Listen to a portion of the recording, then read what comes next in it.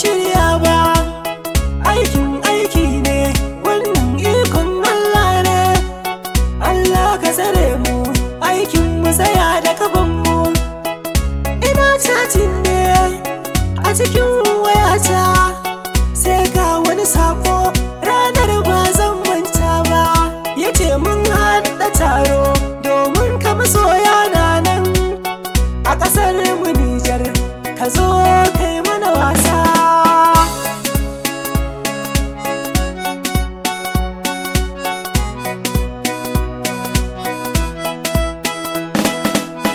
Rana dai ta zo da ni da yarana, duka mun kinkinsa suka ɗauki jakana a gaban ummana, wato mahaifiyata. Ta ce yarona, Allah ya tsare ku, a shiri fasihi sai ka dawo. Ina ta kuka zan tafi in bar mama, sai ga mutasha mun hau mota, saura tafiya fasinja sun kosa.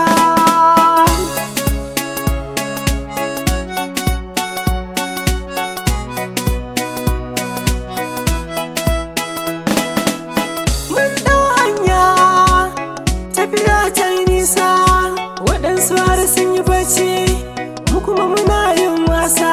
Kwatsam sai ga mu a Nijar, tafiya kamar wasa. Har sun zo tariyar mu, matansu mazan da matasa, suka ce barka barka barka barka lale. Suka kai mu masauki, kai na ga karamci sosai. Farfesun nama ne har da suka ji, ga kayan sosai ga shi na gaji ba mai tausa.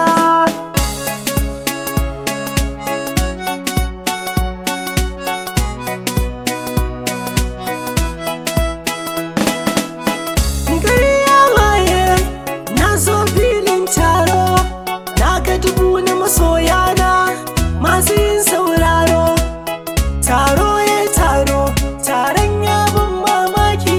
Wasu na taɓan hannayena, wasu sun zo don mi hoto, wasu na ta ɗagan hannaye, ni da su muna tafawa. Na ga dubu da masoya sai fa suke mannawa, wasu na mannan nera, wasu na